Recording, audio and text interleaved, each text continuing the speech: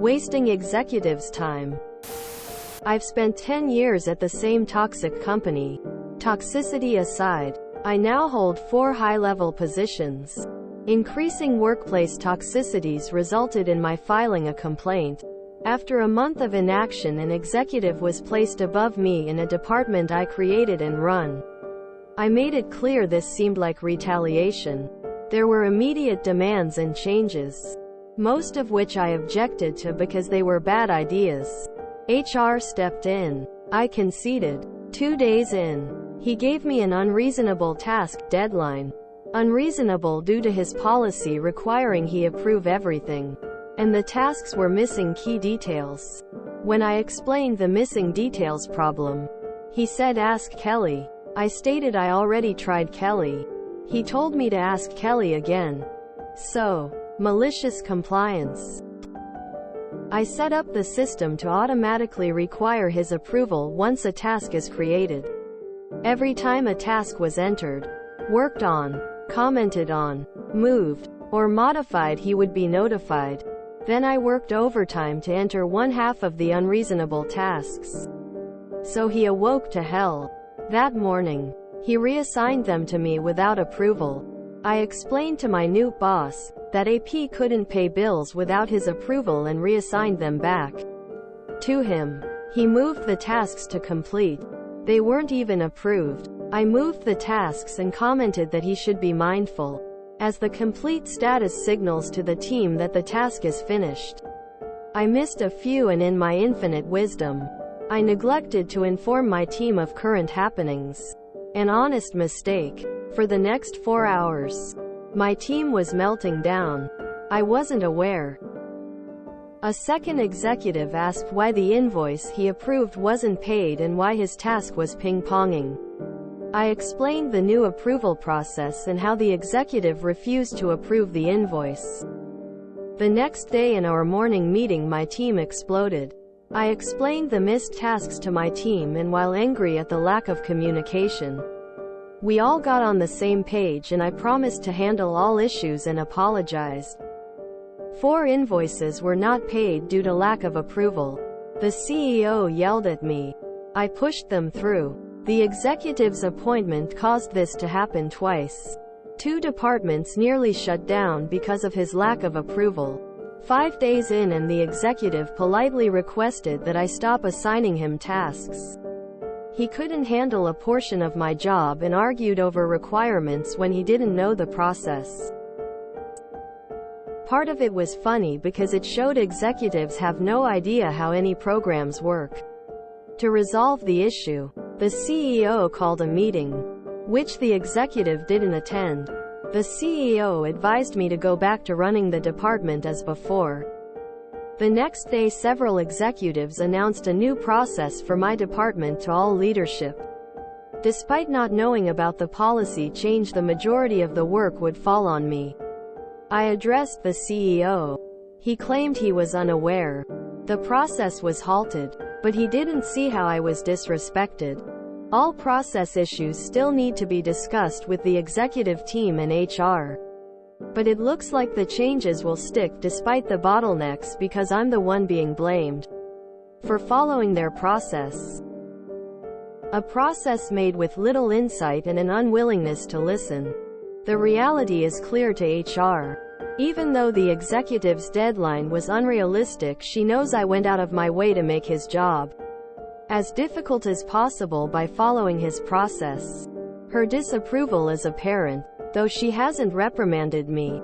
However, the highlight is despite turning off the automation, the tasks are still being assigned to the executive and I can't get it to stop. Edited to fix a few typos. Edit to clarify. I didn't expect this to get so much negative attention. I just thought it was a fun malicious compliance story that showed an executive getting 1 billion notifications and emails along with nearly shutting down 2 departments. My carrot is the promise of my own office overseas that I have already been to and started opening. Not only are there better employee laws, but I don't want to be in the States. It would also be great for my mother because Europe is a lot more disabled friendly in that she Wouldn't need a car to go anywhere, and so she could take herself to the store or park and be more independent. Get more of her life back. As I said, I have responsibilities. I run the corporate headquarters here in the States, among other things. I've made a name here for being one of the 2 people willing to stand up to the CEO and other executives. I've already in my tenure made changes. I've worked good jobs and bad jobs. Offices can be extremely toxic places. I did at one point resign, but changed it to a grievance letter after a call from a personal friend in the office. Which is why I am where I am now. I would love to make a positive change, and I will always have my team's back. So if that means waiting for them to get new jobs, so be it. It's a job. I am taking a stand and know I could be fired. I noted below. I am not too concerned about that. I do a lot and know that no one knows all that I do. So while no one is irreplaceable, it would be fun for a few months. I am interviewing, and have also asked for my roles and responsibilities and have stopped working overtime. I drew the line. It's up to the company how to respond.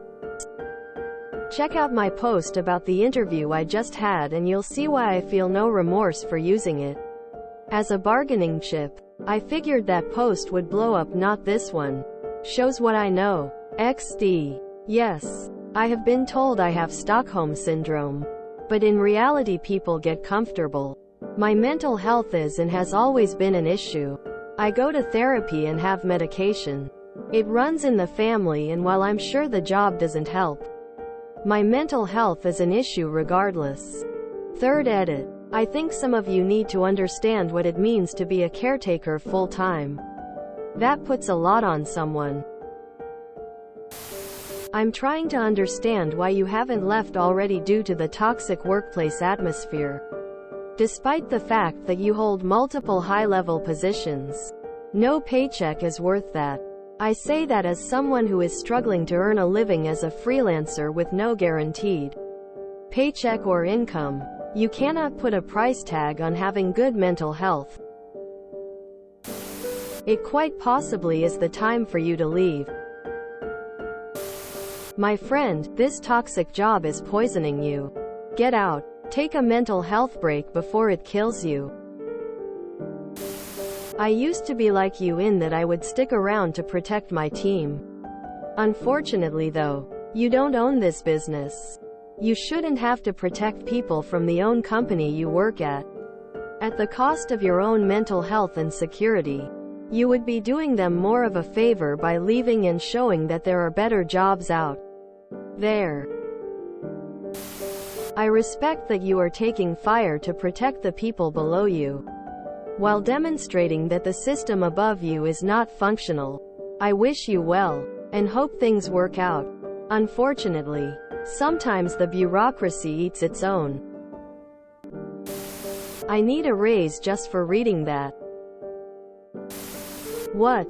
This story is a mess. Apparently somebody maliciously complied with something.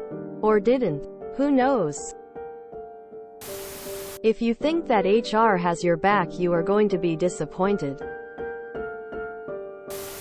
I learned my lesson. I will tell management about something bad about to happen a total of 2 times. Once by mouth and once by email. If they fix it, great. If they don't, not my problem. When someone doesn't want to listen to you, stop talking to them. Let the whole place burn down. I won't let them waste my time. Anyone who says you should just hit the road has never had real responsibilities that have to be paid for. Anti-work would tell you the same as these kind strangers in a much direct way. Leave.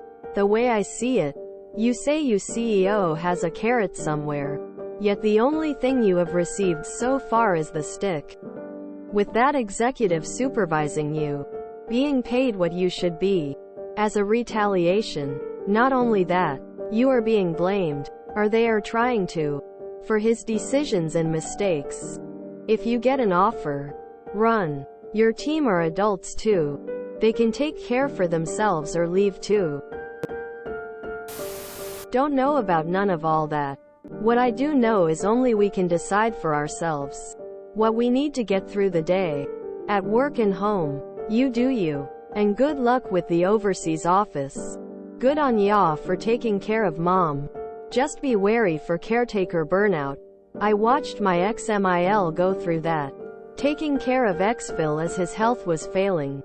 She was too proud to ask for or accept help from most sources.